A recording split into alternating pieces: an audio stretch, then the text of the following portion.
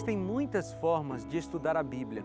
Você pode estudar por temas, você pode estudar por livros e uma das formas é estudar por biografias. E no programa de hoje nós vamos estudar a biografia do apóstolo Paulo. Vamos estudar a sua vida, conversão e como ele dedicou a vida ao serviço de Deus. Você vai perceber que com a história de Paulo nós podemos aprender muito e ter um incentivo para nunca desistir da fé. Você já viu que o programa está imperdível, não é? Então não sai daí, porque está apenas começando o Fé para Hoje.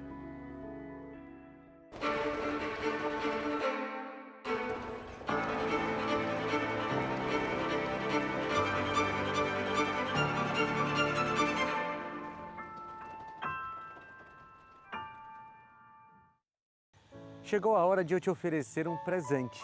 É o DVD O Sentido da Fé. Nesse DVD você vai encontrar 15 temas para você se aprofundar na teologia bíblica, para você tirar dúvidas que às vezes são comuns, tipo, será que Deus existe? Por que eu posso crer na Bíblia? Você vai encontrar um tema, por exemplo, sobre o próprio Cristo, o que ele representa para a gente. São 15 temas que eu gravei com todo carinho para que você possa conhecer mais a Jesus. E tem 3 formas de você receber esse DVD na sua casa de graça. A primeira é ligando para a equipe da Escola Bíblica da Novo Tempo no horário comercial. Operadora 12 21 27 31 21. Você liga, faz um breve cadastro e ele vai para a sua casa. A segunda forma é entrando nesse site que está aqui na tela, biblia.com.br. Aí você faz o seu cadastro e da mesma forma o DVD vai para a sua casa.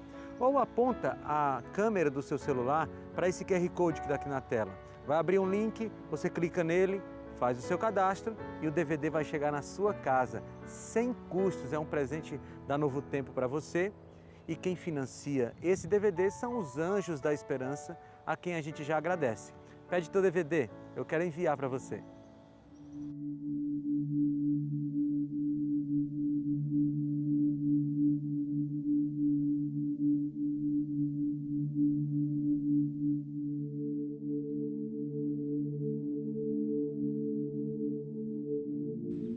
Eu quero começar esse nosso momento lendo um versículo da Bíblia para você.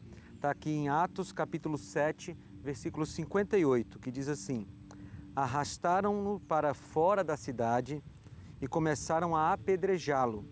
As testemunhas deixaram seus mantos aos pés de um jovem chamado Saulo.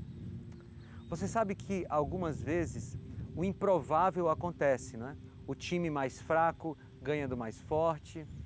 Uma causa na justiça que era praticamente perdida, você acaba ganhando, ou você se encontra com uma pessoa que era muito improvável de se encontrar. Às vezes as surpresas são muito boas e você comemora. Às vezes as surpresas são muito ruins e aí você lamenta. Esse texto que nós acabamos de ler é um texto que fala de alguém que era improvável. Saulo era um perseguidor da igreja. E a primeira vez que ele aparece na Bíblia é nesse contexto de perseguição e morte. Ele estava apoiando o apedrejamento de Estevão. Qualquer pessoa que olhasse para Saulo naquele momento diria que era muito improvável que ele um dia se tornaria um seguidor de Cristo. Naquela ocasião, os primeiros cristãos devem ter olhado para ele como um inimigo e nunca imaginariam o que Deus poderia fazer através dele. Era completamente improvável que aquele jovem, que se comprazia com o apedrejamento de um seguidor de Cristo, um dia viesse a ser um deles. Mas para Deus, os improváveis são muito possíveis. Se olharmos rapidamente para o índice de uma Bíblia, veremos que praticamente 1/3 do Novo Testamento foi escrito por aquele jovem. As histórias missionárias de Paulo são emocionantes e sua entrega pela causa que um dia perseguiu é impressionante. O improvável aconteceu. Algumas coisas que você gostaria de conquistar podem parecer improváveis. Aprenda com Paulo. Com Deus, os improváveis se tornam realidade. Talvez as pessoas pensem que é improvável que você vença na vida ou seja um verdadeiro cristão. Convido você novamente. Olhe para Paulo. As pessoas não têm ideia do que Deus pode fazer através de você. se houver uma entrega total da vida ao Senhor, assim como Paulo fez. Você tem sonhos improváveis? Sua vitória espiritual é improvável? Permita que o Cristo que fez o milagre em Paulo faça o mesmo em você também.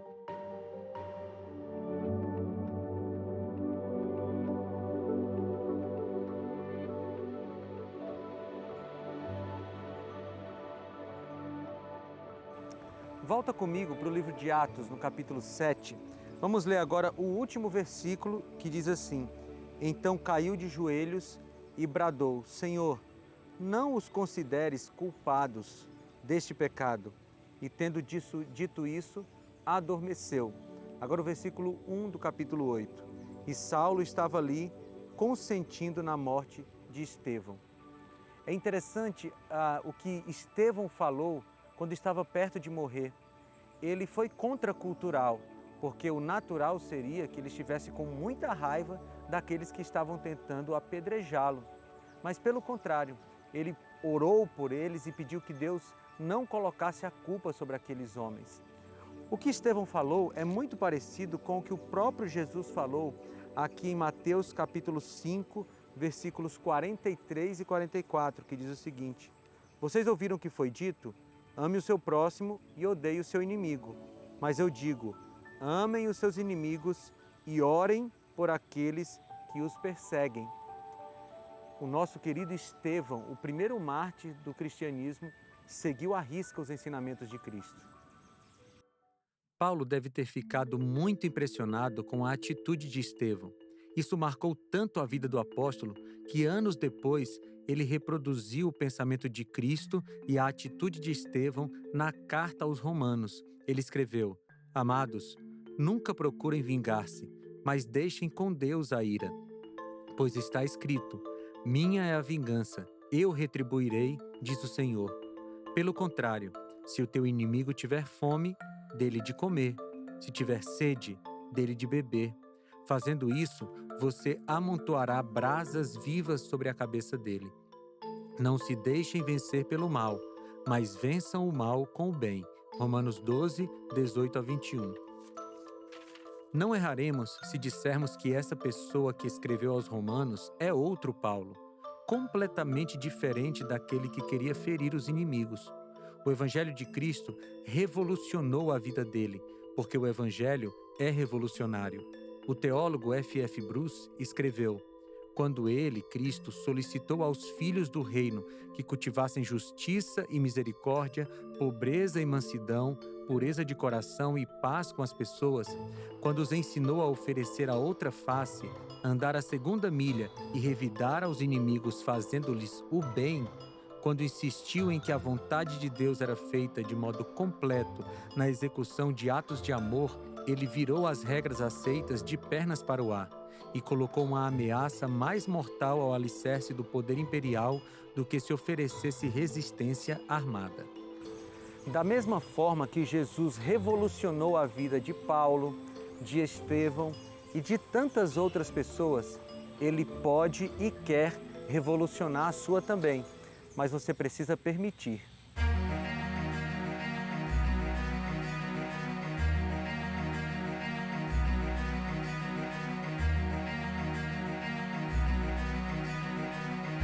Saulo, por sua vez, devastava a igreja, indo de casa em casa, arrastava homens e mulheres e os lançava na prisão. Os que haviam sido dispersos pregavam a palavra por onde quer que fossem. Atos 8, 3 a 4. Uma das marcas da juventude, por exemplo, é a coragem, não é? Os jovens gostam de fazer esportes radicais, gostam de fazer coisas perigosas. A coragem também é uma característica dos cristãos. Nesse texto que nós acabamos de ler, nós encontramos um grupo de cristãos que estava sendo perseguido, ameaçado de morte, mas não parava de pregar. Porque a coragem do cristão não está ligada às circunstâncias, está ligada a Deus. E Deus é eterno, e a coragem cristã também é. Portanto, os verdadeiros cristãos são corajosos. A primeira questão que eles poderiam ter levantado seria uma dúvida a respeito da verdade do Evangelho. Eles poderiam ter pensado: se estamos pregando a verdade, Por que sofremos tanto? Outra possibilidade de pensamento seria a dúvida a respeito da existência de Deus ou divindade de Cristo. Alguns poderiam ter racionalizado assim: se Deus realmente existe e Cristo era realmente o Filho de Deus, por que Ele permite que passemos por tudo isso ao pregarmos a mensagem dele? A terceira possibilidade seria reclamar da aparente falta de assistência divina. Era possível que se perguntassem: onde está Deus que não vê o meu sofrimento? Embora essas fossem possibilidades reais, os crentes não desanimaram e não se desencorajaram. Eles enfrentaram a perseguição, enfrentaram os problemas com a coragem que só Deus pode dar para uma pessoa. Infelizmente, a gente vive em um momento em que muitos crentes se acovardam diante de coisas muito menores do que os mártires sofreram. Desistem da fé por causa de um trabalho, por causa de vida social ou outras coisas. O grande desafio da vida cristã é ter coragem, coragem de ficar ao lado de Jesus, independente das circunstâncias. Se tudo está favorável, a gente está com Ele. Se tudo está desfavorável, nós continuamos com Ele. Isso é coragem e Ele pode dar para você.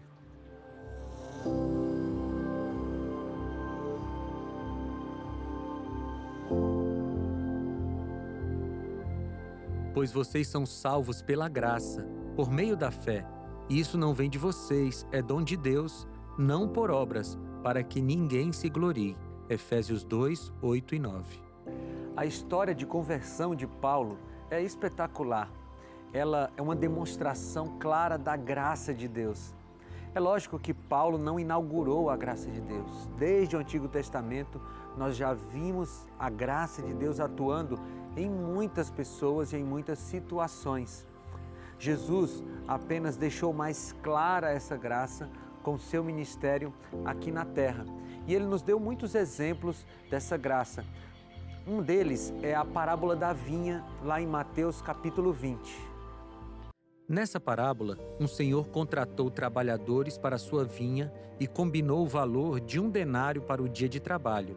Contudo, ao longo do dia, o patrão resolveu ir contratando a ponto de chamar um grupo tão no final do dia que eles trabalharam apenas 1 hora.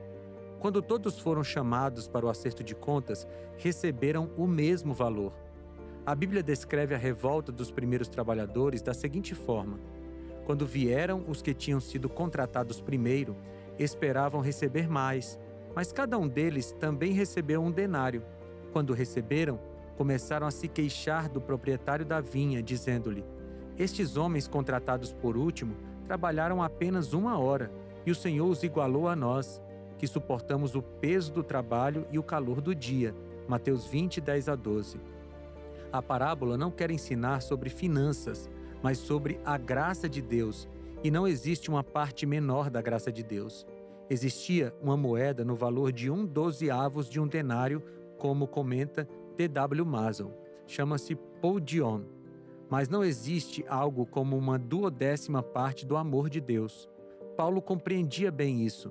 Ele recebeu 100% da graça divina. Deus não fraciona o seu amor dando mais para um e menos para outros. Até porque não tem como merecer o amor de Deus. Nenhum de nós merece. Deus dá 100% do seu amor e da sua graça para todas as pessoas. Se você faz tudo certinho, você tem 100% do amor de Deus. Se você faz tudo errado, você também tem 100% do amor de Deus e 100% da graça dele. O que você precisa fazer é aceitar essa graça, aceitar o perdão que ela traz e a transformação que ela quer fazer na sua vida.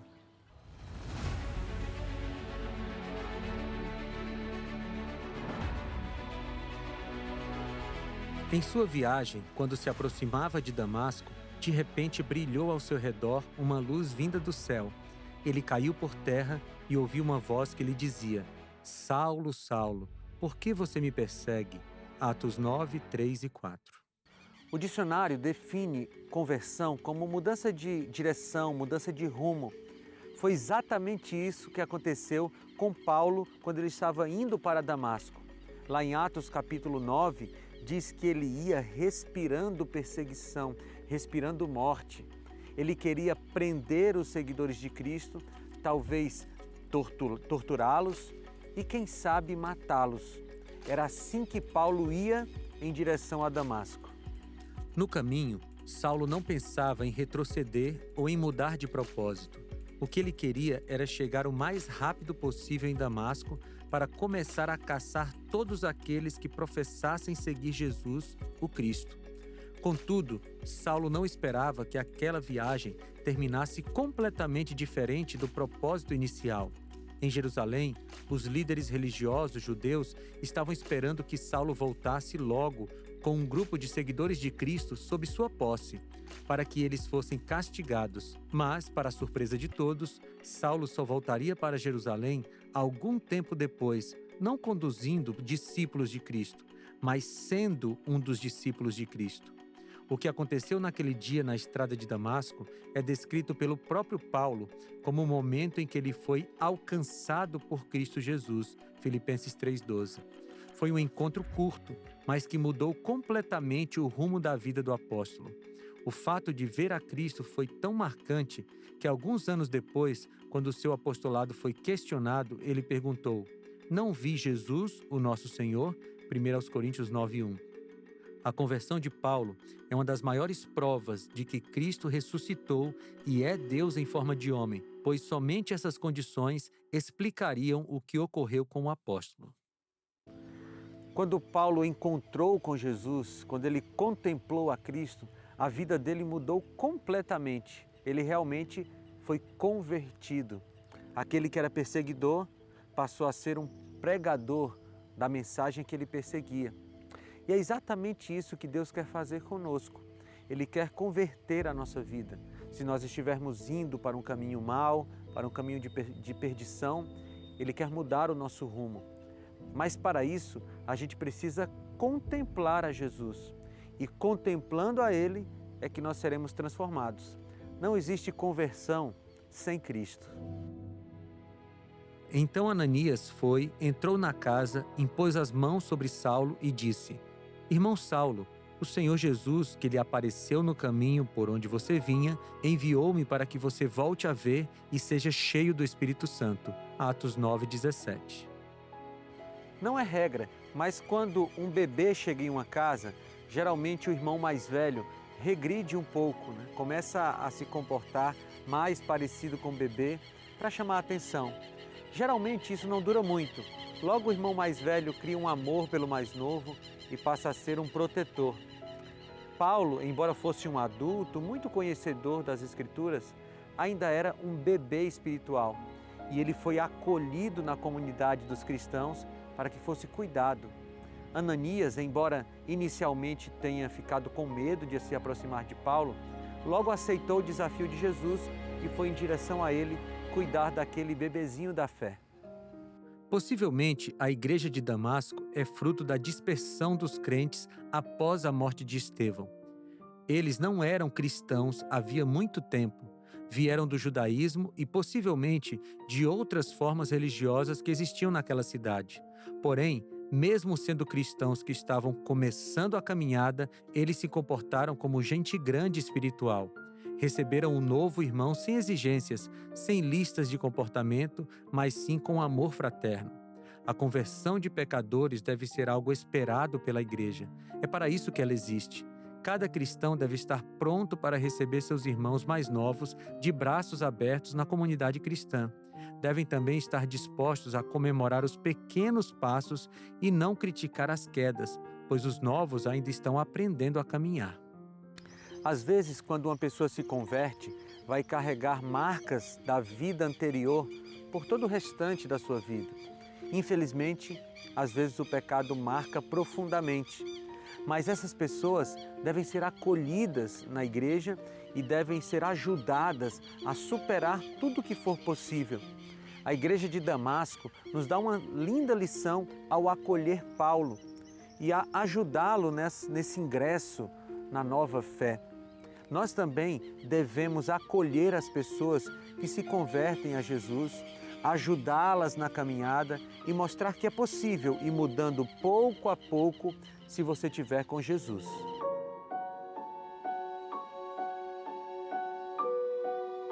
Mas o Senhor disse a Ananias: Vá, este homem é meu instrumento escolhido para levar o meu nome perante os gentios e seus reis e perante o povo de Israel. Atos 9:15. Eu conheci um homem que tinha um grande potencial para liderar a sua comunidade local, a sua igreja. Mas ele ainda era um bêbado, ainda estava longe de Jesus. E eu acompanhei o processo de conversão dele. Ele aceitou a Jesus, estudou a Bíblia, foi batizado e hoje ele é um grande líder lá na sua comunidade. Foi mais ou menos assim que aconteceu com Paulo. Ele tinha um grande potencial para liderar a igreja cristã, mas precisava ser ensinado de alguma forma, precisava desenvolver essa liderança cristã e foi isso que aconteceu com ele no início do período do seu cristianismo. O propósito para o qual Jesus chamou Paulo também está exposto no versículo bíblico. Ele deveria mostrar a Cristo através das suas palavras e exaltar o nome de Cristo através do seu testemunho. Lembra daquele homem que eu falei que se converteu? Deixa eu te contar um pouco mais detalhada a história dele. Ele participou de uma série de praticamente 30 dias de evangelismo que foi liderada por um amigo meu, eu estava lá ajudando. E todos os dias ele foi assistindo a série e mudando um pouco mais, até que ele abandonou todos os vícios e se tornou um cristão e um líder da igreja. Sabe, Deus pode transformar a vida de qualquer pessoa. E a história de Paulo, a história desse meu amigo, talvez a sua história, a história de tantas outras pessoas, são uma prova do poder que Deus tem para transformar pessoas. A questão não está exatamente em Deus, a questão está naquele que quer ser transformado ou não. Deixa eu explicar melhor. Deus tem poder para transformar todas as pessoas, mas você quer ser transformado? Fale isso para Deus.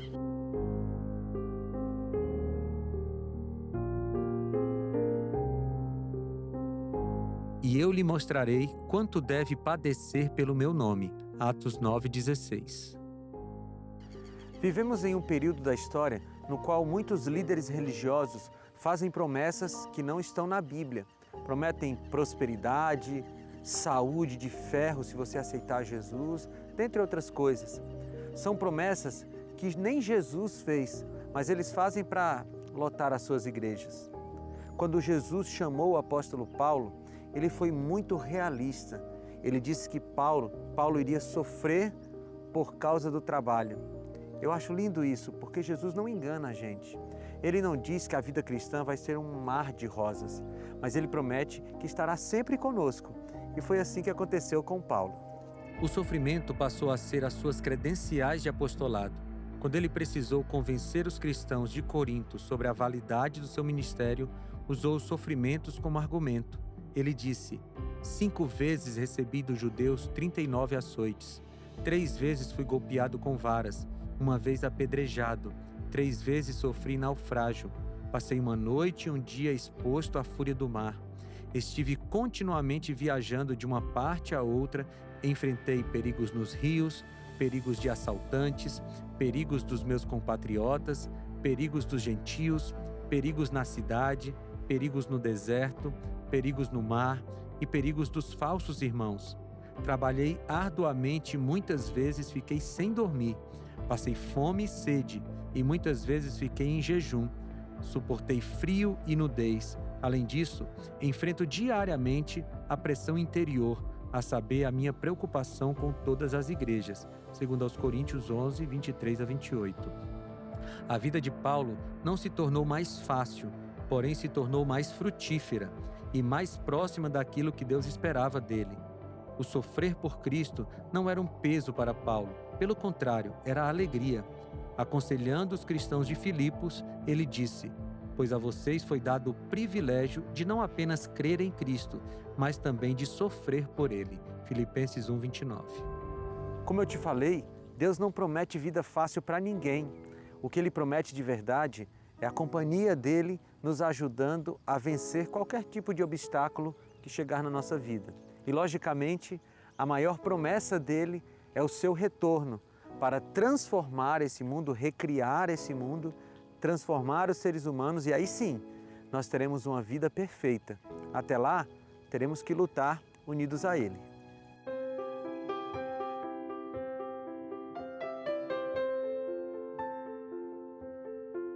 Tampouco subi a Jerusalém para ver os que já eram apóstolos antes de mim, mas de imediato parti para a Arábia e tornei a voltar a Damasco. Gálatas 1,17. Algumas vezes precisamos desaprender para reaprender. Isso pode acontecer, por exemplo, porque na sua infância você teve uma educação ruim, não foi bem preparado para a vida e agora você tem que desaprender algumas coisas para reaprender o certo. É tipo um reset na vida. Paulo teve que fazer isso. Se a gente lê os textos de Paulo de maneira rápida, a gente tem a impressão que ele logo após a conversão já começou a pregar por aí. Mas uma leitura atenta vai perceber que ele passou um tempo na Arábia desaprendendo, reaprendendo, para que ele pudesse então começar efetivamente o seu ministério de pregação aos gentios. Não temos informações sobre o que o apóstolo fez durante o período que ficou naquele lugar. Uma possibilidade é que Paulo foi refletir sobre sua nova condição de cristão. Porém, quando Paulo retornou da Arábia, tinha uma teologia muito bem estruturada a respeito de Cristo como aquele em quem se cumpriram todas as promessas messiânicas do Antigo Testamento. A impressão que temos é que durante esse período em retiro, Paulo esteve em íntima comunhão com Cristo e reorientou sua teologia a partir do Mestre. Uma coisa importante de se observar é que, embora muito capacitado intelectualmente, Paulo precisou de um tempo até que estivesse seguro. Depois de 3 anos na Arábia, Paulo voltou falando de Cristo e sua graça como nunca e como ninguém antes.